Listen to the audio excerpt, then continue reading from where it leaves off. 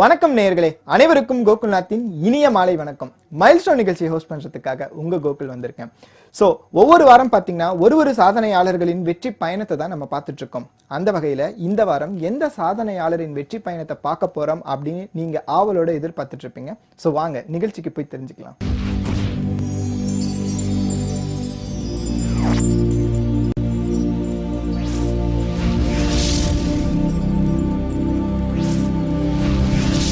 நேயர்களே, இந்த வாரம் எந்த சாதனையாளரின் வெற்றி பயணத்தை பார்க்க போறோம் அப்படின்னு நீங்க ஆவலா எதிர்பார்த்துட்டு இருக்கீங்க. அதாவது பொதுவா ஆண்கள் வெற்றி அடைகிறது ரொம்ப ஈஸியான விஷயம்னே சொல்லலாம். ஏன்னா அவங்களுக்கு பின்னாடி நிறைய பேர் சப்போர்ட்ல இருப்பாங்க. ஆனால் ஒரு பெண் அவங்க சாதனை அடையிறது, சாதனை செய்யறது அப்படிங்கிறது ரொம்ப கடினமான விஷயங்க. அதுவும் 60-70களில் வந்த பெண்கள் சாதிக்கிறது அப்படிங்கிறது ரொம்பவே கஷ்டமான விஷயம்னே சொல்லலாம். நம்ம இன்னைக்கு பார்க்க போறவங்க கூட ஒரு பாரம்பரிய குடும்பத்தை சார்ந்தவங்க. அதுவும் அவங்க ஒரு பரத நடன கலைஞர். இப்படி பரத நடன கலைஞராக இருக்கவங்க ஒரு பாரம்பரிய குடும்பத்தை சார்ந்தவங்க 200 படங்களுக்கு மேல் கதாநாயகியாக நடிச்சு இன்னைக்கும் நம்மளுக்கு ஒரு சாதனை கொடுத்துருக்காங்க அப்படின்னா ரொம்ப கஷ்டமான விஷயம் தான். ஸோ இன்னைக்கு நம்ம யாரை பத்தி பார்க்க போறோம் அப்படின்னு உங்களுக்கு லைட்டா தெரிஞ்சிருக்கும். யாரு அப்படின்னா திருமதி வெண்ணிற ஆடை நிர்மலா. அவங்கள பத்தி தான் இன்னைக்கு நம்ம பார்க்க போறோம். வாங்க பார்த்து தெரிஞ்சுக்கலாம். ராஜ் மியூசிக் வியூவர்ஸுக்கு வணக்கம். நான் வெண்ணிற ஆடை நிர்மலா. உங்களுக்கெல்லாம் நல்ல அறிமுகமானவர் தான். இருந்தாலும் என்னை பற்றி சொல்கிறேன். என்னுடைய சொந்த ஊர் கும்பகோணம். கும்பகோணம் அப்படின்னாலே கோவில்களுக்கும் கலைக்கும் ரொம்ப பேர் போன இடம், பேர் போன ஊர். அங்கே ஒரு ஆச்சாரமான குடும்பத்தில் பிறந்தவ தான் நான்.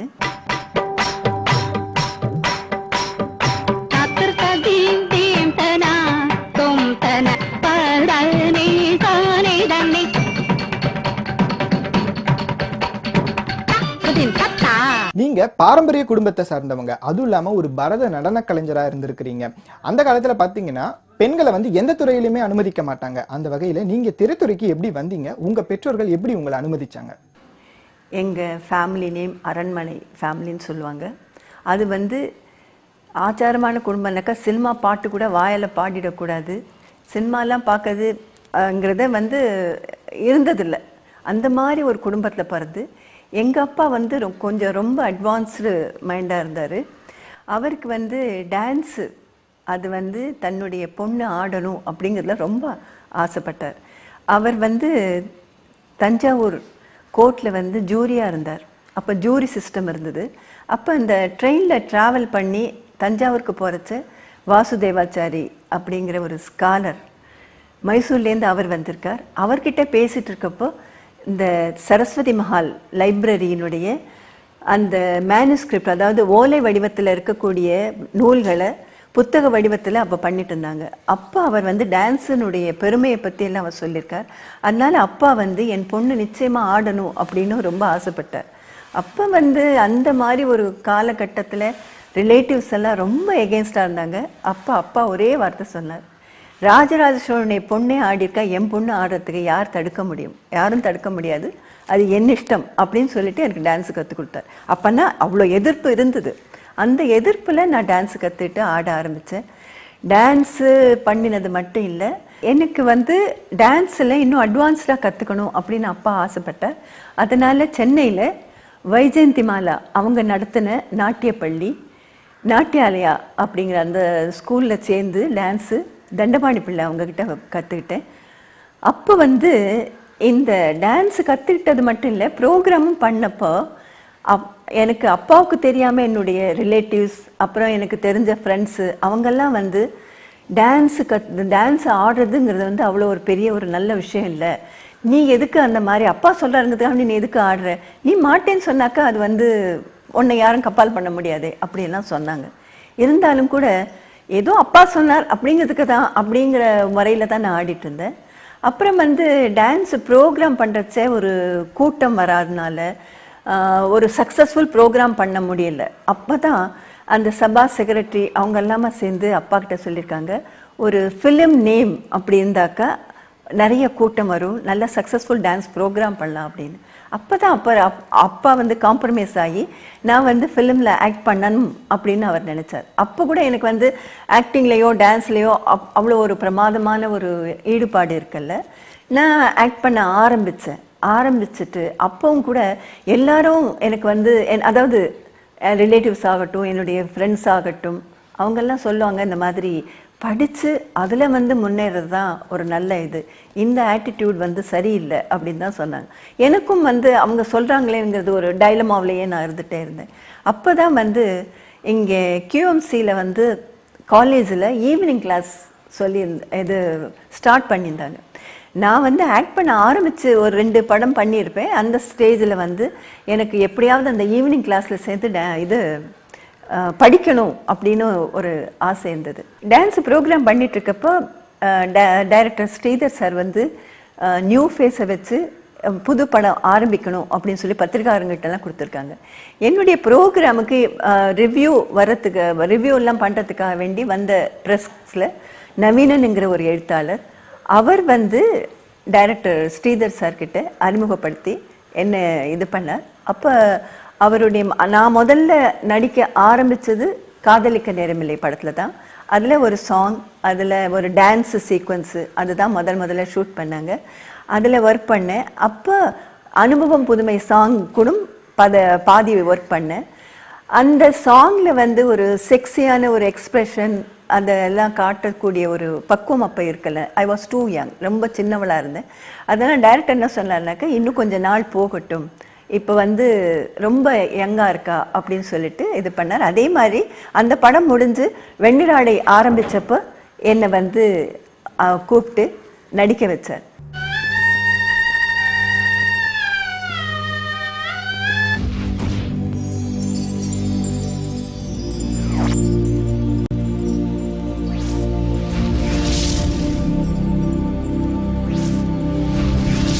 நீங்க உங்க முதல் பட வாய்ப்பை பத்தி ரொம்ப அழகாவே எங்ககிட்ட சொன்னீங்க மேம். இப்போ வந்து ஒரு நடிகை வந்து ஒரு படத்துல அக்செப்ட் பண்ணிட்டு நடிக்க வந்துட்டாலே அதுக்கப்புறம் நிறைய வாய்ப்புகள் வந்துகிட்டே இருக்கும். அதுக்கப்புறம் வந்த உங்க வாய்ப்புகள் எப்படி உங்களுக்கு அமைஞ்சது? நீங்க எப்படி அதை அக்செப்ட் பண்ணிட்டீங்க? எந்த சூழ்நிலையில அக்செப்ட் பண்ணிட்டீங்க? அதை பத்தி கொஞ்சம் சொல்லுங்க. ஃபர்ஸ்ட் மூவி ஆக்ட் பண்ணி முடிச்சாச்சு, ரிலீஸும் ஆச்சு. ஆனால் அதுக்கப்புறம் எனக்கு வந்து மூவி பண்ணுற மாதிரி ஐடியா இருக்குல்ல. நான் வந்து எப்படியும் எஜுகேஷன் தொடரணும் அப்படிங்கிறதுக்காக வேண்டி ப்ரைவேட்டாக எக்ஸாம் எழுதுறதுக்காக எல்லாம் ப்ரிப்பேர் பண்ணியிருந்தேன். அப்போ எனக்கு வந்து வீட்டில் டான்ஸு ப்ரோஷர் போடுறதுக்காக ஃபோட்டோ செஷன் ஒன்று வச்சுருந்தாங்க.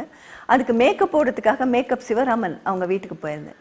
அப்போ அங்கே வந்து மலையாள ப்ரொடியூசர் குஞ்சாக்கோ, உதயா ஸ்டுடியோனுடைய இவர் ஓனர்.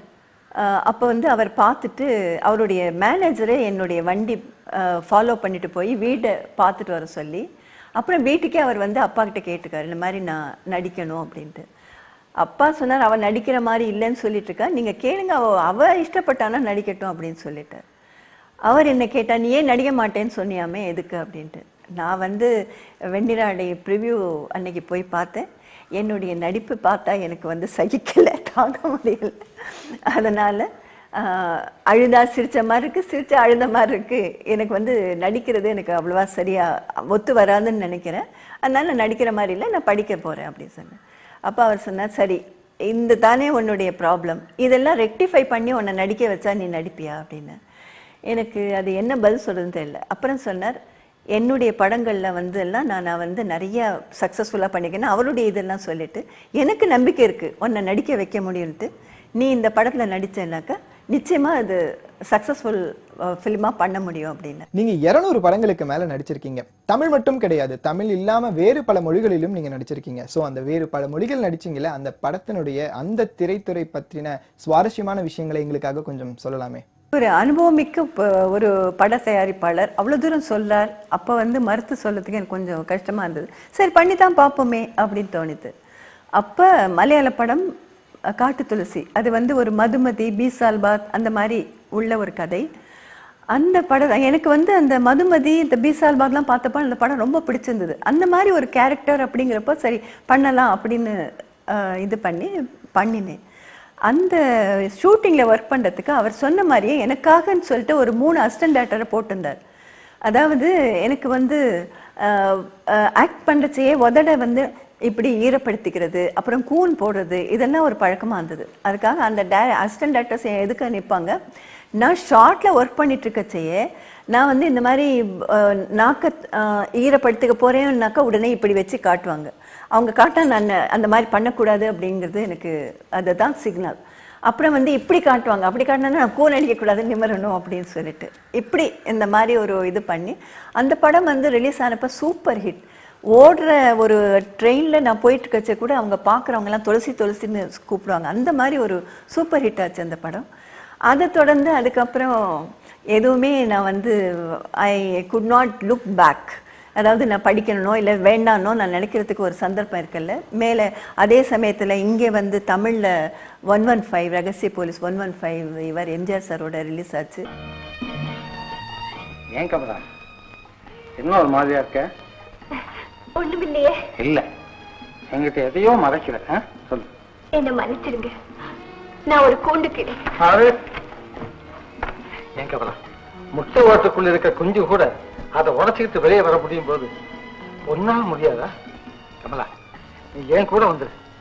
நீ என்னோட வந்துட்டா துன்பத்தின் நிழல் கூட உன் மேல படாம என்னால பாதுகாக்க முடியும். வந்து கமலா. ஐயோ ராமு, ராமு, நீங்க என்ன வாய வைக்க நினைக்கிறீங்க, ஆனா நான் ஒரு நச்ச பாம்பு. உங்களை சாகடிக்கிறதுக்காக எதிரிகளால் அனுப்பப்பட்ட ஒரு குழந்தை. லக்ஷ்மி கல்யாணம். லக்ஷ்மி, லக்ஷ்மி. என்னம்மா?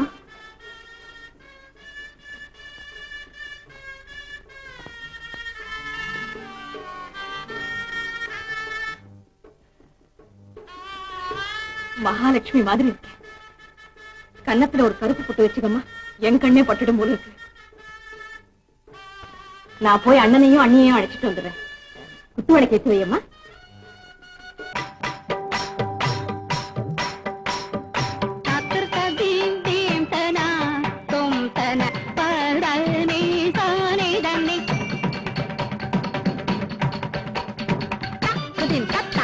மேம், நீங்க பரத கலைஞர், பரதநாட்டிய கலைஞர். ஸோ நாட்டிய துறையில உங்களுடைய குரு யாரு?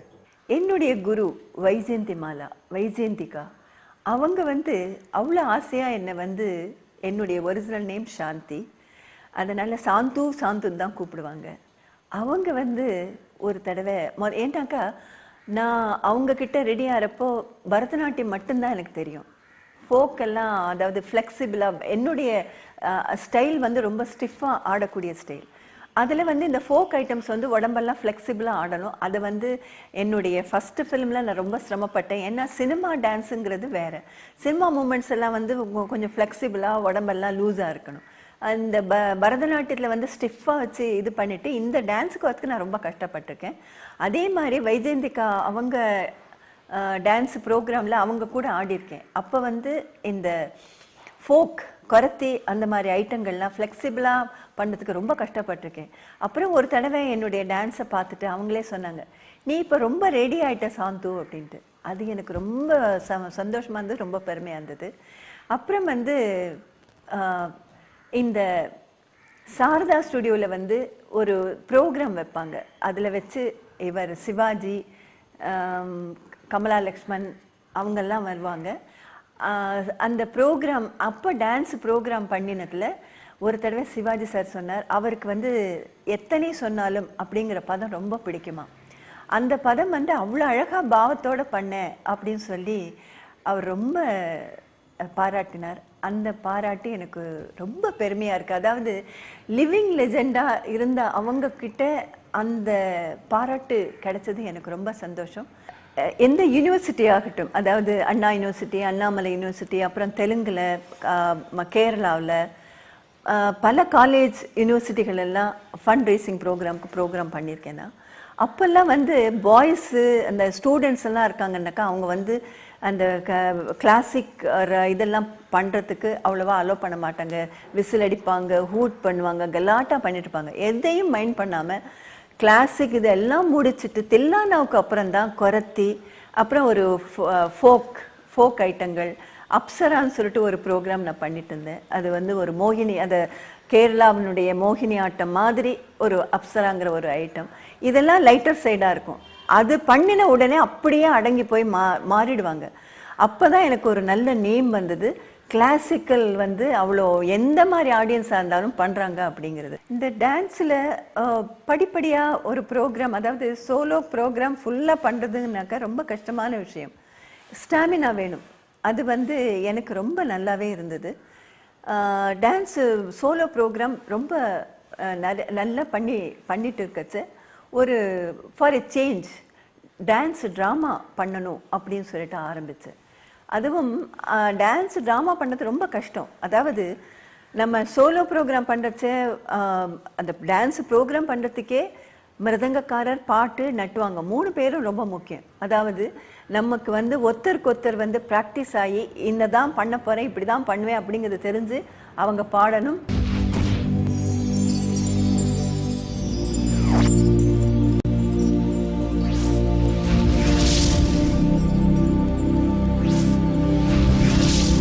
அதை பார்க்குறவங்க ஒருத்தர் எப்படி நீங்கள் இந்த மாதிரி பண்ணீங்கிறாங்க.